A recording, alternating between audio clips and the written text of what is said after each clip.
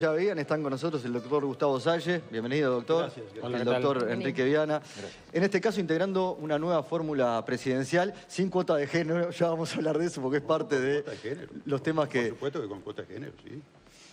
No, con cuota de género, por supuesto. Porque es uno de los temas... La igualdad del hombre y la mujer es un tema constitucional, de derechos humanos. Ajá. Nosotros estamos, por supuesto, que a favor de la absoluta igualdad, tal cual lo establece la Constitución de la República. Ajá. Nosotros queremos la vigencia de la Constitución de la República, porque si algo ha caracterizado a los tres gobiernos del Frente Amplio, es la grave violación y el ultraje de la Constitución de la República. ¿En qué temas?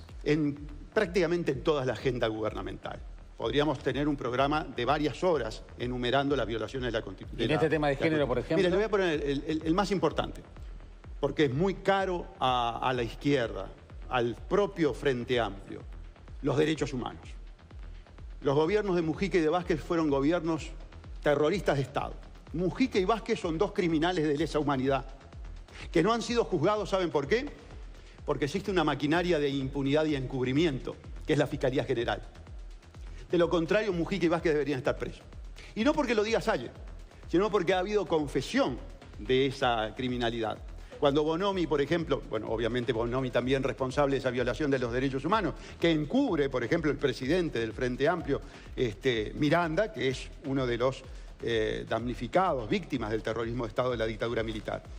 Porque cuando hablan de hacinamiento en las cárceles, el hacinamiento está previsto en la ley 18.026, artículo 22, como crimen de lesa humanidad, y lo confiesan.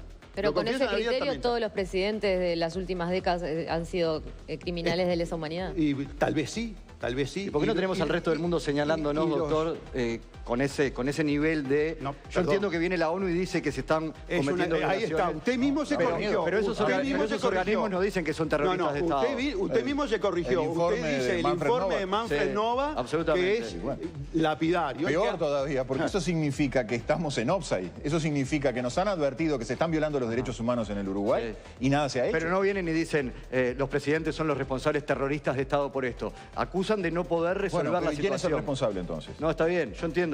Pero además, Garzón, yo te digo una cosa. Pero además, Garzón, yo te digo una cosa, para tu conocimiento, que por supuesto no tenés por qué tenerlo, porque es jurídico y muy específico. Hay una sentencia claramente que vincula directamente el terrorismo de Estado con el presidente de la República o el dictador de turno, que es el procesamiento de Gregorio Álvarez, por intermedio de la fiscal Mirta Yance y del juez Luis Charles. Lo responsabiliza como presidente, de facto, por homicidios que ocurrieron a 250 kilómetros. Pero con el criterio de ustedes, todos los presidentes desde la Restauración Democrática deberían estar presos por delito de lesa humanidad. Para usted no, si se violan los derechos humanos, si se torturan las cárceles, si se incumple el artículo 168, numeral primero de la Constitución, y se deja al pueblo sometido a la criminalidad común, viendo todos los días un homicidio, 382 homicidios en un año, un muerto cada 23 horas. ¿No estamos en situación de terror? ¿No tenemos miedo? Doctor, cuando sale su hijo o su familiar a la calle, ¿no tiene miedo? Eso se llama terrorismo de Estado. ¿Y sabe qué le impone la Constitución de la República, el presidente de la República, que no la cumple? Tener al país en orden y tranquilidad. Ni siquiera le dice en seguridad. En un estadio mucho más exigente de paz, de armonía, de seguridad. Entonces, lo importante, la lucha contra las violaciones de la Constitución. La corrupción estructural que tenemos. Yo digo que el gobierno del Frente Amplio, los gobiernos del Frente Amplio, son una asociación para delinquir. ¿Me entendió? Son una asociación para delinquir. El presidente Vázquez es el principal delincuente que tiene el país. Por eso necesitamos una verdadera oposición. Porque cuando el presidente Vázquez citó a la oposición para hablar de seguridad, la oposición le tendría que haber dicho: Vázquez, nosotros no podemos seguir a hablar con usted, porque usted es el principal responsable del problema de la criminalidad, porque usted tiene contratos corruptos, porque usted tiene sospecha de ser un corrupto. Y no le dijeron eso, lo legitimaron como hombre honesto. Por eso nuestra candidatura a la presidencia, para que el debate presidencial, para que el debate de la problemática del Uruguay se haga con sinceridad y no en la demagogia, no en la mentira, no en el discurso edulcorado que tiene normalmente el político profesional. ¿Cuál ha sido el papel de la oposición en general? Es colaboracionista, cómplice. Colaboracionista, cómplice. Le voy a dar un ejemplo. ¿En qué temas la oposición en qué grandes temas la oposición ha manifestado diferencias con el gobierno? Bueno, ¿En el nuevo Código del Proceso Penal? No. ¿En UPM? ¿En la bancarización obligatoria? ¿En qué grandes los derechos temas? humanos? ¿En los derechos humanos? ¿En la situación de las cárceles? ¿En cómo solucionar este dramático problema que tenemos en materia de seguridad pública? Bueno, Ahí va, educación y seguridad no son dos temas en los cuales la oposición ha machacado Pero bastante. ¿qué grandes diferencias, qué grandes soluciones aporta la oposición para solucionar el problema de la seguridad Bueno, los pública? planteos de Larrañaga sí corren por una vía diferente a lo que plantea el gobierno. Después de haber colaborado con el nuevo código y con la Fiscalía General, que sabe perfectamente bien que es una maquinaria de encubrimiento, porque las denuncias que él ha hecho, ninguna ha prosperado, porque tiene un fiscal general comunista que depende constitucionalmente de lo que le diga Vázquez. Entonces, ese doble discurso es el que nosotros venimos a poner de manifiesto. Fíjese con el tema de UPM. UPM es un contrato coimero, punto. No se puede justificar un contrato con las características que tiene UPM, que es un contrato de prostitución del Uruguay. Vázquez nos prostituyó frente a los finlandeses, no se puede justificar, ¿verdad? Y sin embargo, puede salir UPM porque tiene la colaboración del Partido Nacional, porque Vidalín sancionó el decreto 2443/2017 que recategorizó los padrones donde se van a asentar UPM, que eran padrones rurales, y para poder instalar una fábrica tienen que ser padrones suburbanos. Y lo hizo violando el contrato, lo hizo violando la ley y lo hizo violando la Constitución. Y no es Frente Amplista, aunque me parece que es muy amigo del Frente Amplio, es blanco. Y sin embargo, ningún blanco salió a decirle, no, pare un poquito, Vidalín. Este contrato es un contrato antipatriótico, nulo, abusivo, criminal, con sospecha de coima. El Partido Nacional es oposición. El Partido Nacional defiende la integridad del funcionamiento de la administración pública en condiciones morales. No, colaboró. El Partido Nacional ha sido plenamente colaboracionista. Le voy a dar otro ejemplo. Pero ANCAP. ¿no puede ser que también crean que es una buena noticia para el país la llegada de la segunda planta de UPM? Pero si yo ¿O le es estoy- solo para seguir integrando esta trama corrupta de la que ustedes hablan? Pero yo le pregunto... Eso lo explica siguiente. dos cosas. Primero, que no hay diferencias. ¿Qué diferencias hay entonces? Si en los grandes temas todos se parecen, si todos son más de lo mismo, en realidad, ¿para qué están compitiendo? ¿Para a ver quién es el mejor gerente de No un quise. país?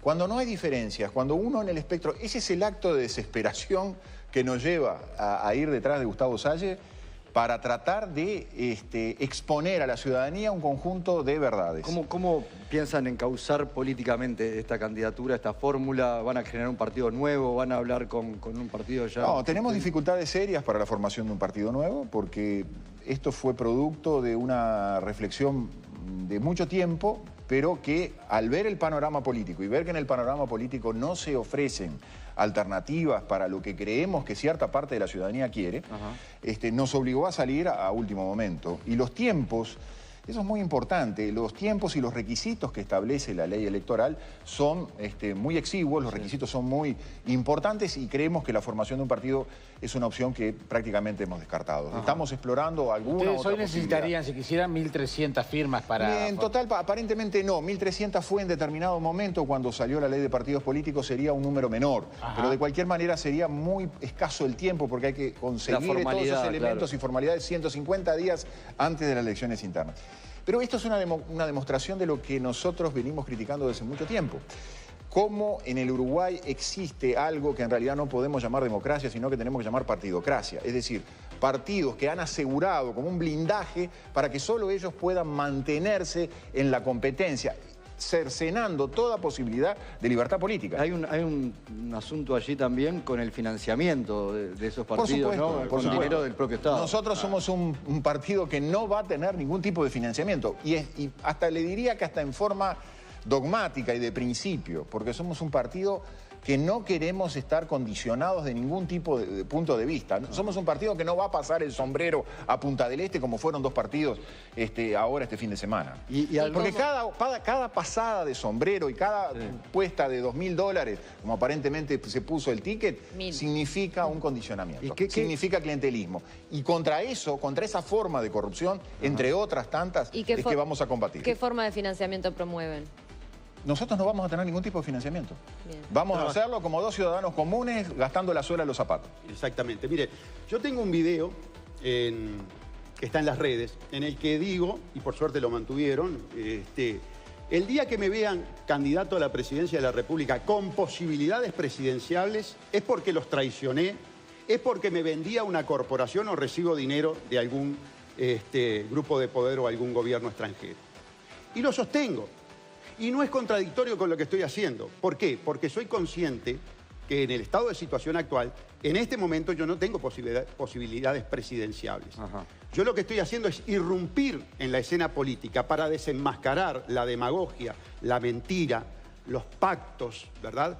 Cómo se le está mintiendo al pueblo, cómo entre los políticos se encubren.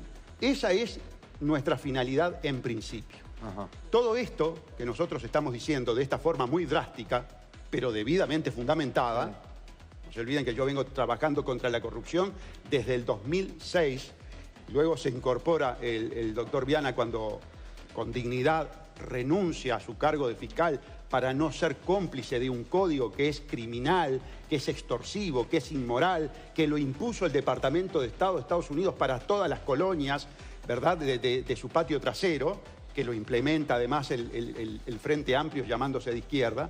Entonces, ese es el motivo. Ese es el motivo de la candidatura. Estar hoy en Desayunos Informales para poder decir esto y para poder desafiar, invitar a todos los candidatos, a los 22 candidatos restantes, a tener un debate abierto en los canales de televisión de frente al pueblo uruguayo. Ahora, para hablar de estos temas. Gustavo, ¿el código no es similar al que rige en Estados Unidos? Porque habla de que es el que impuso para las colonias, entre comillas. Sí, y es muy criticado en Estados Unidos en estos momentos. Bien, pero hicimos una mala copia de un modelo absolutamente criticado en Estados Unidos. Criticado en Estados Unidos por la izquierda de Estados Unidos, que dice que es un proceso clasista, selectivo, donde los únicos que van presos son los afrodescendientes y los latinos. Criticado por la derecha de Estados Unidos, diciendo que es un proceso que le miente a la gente, porque de repente un hecho que es una rapiña se pena como un hurto. Ajá. Entonces, la crítica del proceso penal norteamericano es inmensa. Es más, insignes autores como Luigi Ferrajoli lo califican justamente, como lo dijo el doctor Gustavo Salles, como un proceso perverso, como un proceso inmoral. Un proceso en el cual tanto tienes, tanta libertad te damos. Un proceso en el cual nosotros entramos a la Fiscalía como entramos habitualmente, no como otros que no van y hablan del proceso sin haber entrado jamás a la Fiscalía y nos están esperando con una extorsión. Nos están diciendo, bueno, o su cliente confiesa, o si no, que esperen con CAR 3, 4, 5, 6 meses a ver cuál es el resultado de un juicio, ¿no? Estamos viendo un proceso que, al igual que en Estados Unidos, a mí incluso me sorprendió eso, el 97% de los procesos se resuelve en pactos expuestos ante la ciudadanía, no en pactos secretos que se hacen en un ámbito administrativo. ¿Y el juez qué intervención tiene? El juez lo único que hace es decir amén. Y no puede hacer más nada. Mentira que el juez pueda cambiar un pacto. No lo puede cambiar y lo tiene prohibido por el propio código. Ahora, ¿para qué se instauró esto? Para cumplir con el mandato. No, no los puede rechazar. Frente al pacto, el juez no puede rechazar. Lo único que hace el juez es preguntarle a la persona, ¿fue libre usted cuando sacó la mano entre los barrotes y firmó ese acuerdo? Pero hay una cuestión que es la siguiente, esto es lo más importante. Hay dos razones fundamentales para el nuevo Código del Proceso Penal. Una de las razones es la que acaba de exponer el doctor Salles. El cumplir como Goloña con el mandato del imperio. Pero hay otra razón doméstica muy importante, que es la siguiente. Es garantizar la impunidad de los delitos de corrupción. Garantizar la impunidad de los delitos del poder. Este código fue hecho sobre la base del síndrome peirano. Con traje naranja, detrás del alambrado, de libertad. Ningún rico, ningún poderoso, ningún amigo del poder, ningún gobernante de altas categorías quiere que le pase lo que les pasó a los peiranos. Conseguime la varita mágica. Esta es la varita mágica. Tener el poder agarrado a través de una Fiscalía General, que es una fiscalía del gobierno, y de esa manera conseguir el resultado óptimo. Nadie se investiga a sí mismo, el gobierno no se va a investigar a sí mismo, el gobierno no se va a acusar. ¿Y la presencia de la JUTEP, por ejemplo, no es una herramienta? Muy buena pregunta, veníamos conversando con Gustavo de ese tema. ¿Sabe lo principal que hay que hacer con todos esos organismos, Instituto de Derechos Humanos, JUTEP y tantísimos otros que nos proponen un cierto control, pero que en realidad son los guardianes, los agentes del propio gobierno para que no haya control? Acá tenemos que eliminar todas esas agencias del poder, porque nadie se investiga a sí mismo. ¿Y sabe quién es quien tiene que investigar? El tercero imparcial. El tercero imparcial es el Poder Judicial. Son los jueces independientes. Y también ¿saben quién? Los fiscales, pero los fiscales independientes, no los fiscales de una agencia de poder bajo el mando de un general. Sí, obviamente su experiencia, la de ambos en el mundo del derecho, tiene que ver con estas propuestas. ¿Ideológicamente se identifican de alguna manera a la izquierda, a la derecha? Somos un partido que la ideología es contra la corrupción. La corrupción se ha vuelto ideología. No nos hemos dado cuenta los uruguayos que la corrupción se ha vuelto ideología y lo peor, que ha tomado por asalto a los 3 poderes del Estado. Tan es así que tenemos leyes corruptas. Y el nuevo Código del Proceso Penal es una ley corrupta. No es la única, hay muchas otras. Por eso es que con Gustavo hablamos de un proceso reconstituyente, es decir, volver a los designios de la Constitución. Derogar las leyes aquellas que violan la Constitución de la República. Ajá. Lo intentamos, planteamos inconstitucionalidades, denunciamos penalmente una cantidad de circunstancias. Vamos a tratar de iniciar un camino, una iniciativa. Esperamos que la gente nos acompañe, que la mayor cantidad de gente nos acompañe, si es que cree en lo que nosotros manifestamos. Pero eso sí, no vamos a endulzar oídos, no vamos a mentir, no vamos a ser hipócritas. Pero sí creen entonces, porque están muy en desacuerdo en cómo se ha desarrollado, pero sí creen en el Uruguay que plantea la Constitución del 67? Sí, por supuesto, absolutamente. Creemos en el Uruguay de la Constitución de 1830, que es la única. El Uruguay tiene una sola Constitución. Lo que tuvo después fueron reformas o enmiendas. Pero en la columna vertebral seguimos creyendo en esa Constitución, que es esencialmente una Constitución republicana, que en su momento, en 1830, fue demasiado para el país. Por eso el país estuvo en guerra durante todo un siglo. Pero es una Constitución esencialmente republicana, a la cual no hay que agregarle ni modificarle nada. El tema de la seguridad, nosotros hemos hablado que existen recursos establecidos en la Constitución de la República que no se quieren usar. El otro día tuvimos un homicidio en Toledo, en una ferretería, pequeña ferretería, donde muere un humilde comerciante y fue un policía en su auto particular a atender la situación. Y frente a la escuela militar. Frente a la escuela militar y frente a un batallón. Eso es mire, eso es lo mismo que si usted en su casa tiene una piscina o una tina donde bañarse los días de calor y se le prende fuego parte de la casa y dice, no quiero usar el agua de la piscina. Eso se llama el estado de necesidad. Estamos en una situación de decadencia moral, educativa, económica y social. Quizás debo decirlo al revés. Económica, social, educativa, moral y jurídica. En esa situación de decadencia usted tiene que recurrir a todos los elementos que tenga a mano. Porque en su casa usted no dejaría de usar el agua de la piscina para apagar el incendio que le está prendiendo fuego a su casa. Les agradezco mucho, doctor Salle, doctor Viana. Y bueno, veremos cómo sigue esta campaña, si terminan con alguno de los partidos menores o cuál es la resolución desde el punto de vista electoral de esta candidatura. Muchas gracias por haber venido. Gracias a ustedes. Gracias. El doctor Gustavo Salle, el doctor y exfiscal Enrique Viana. Nosotros vamos a ver cómo está el tiempo a esta hora.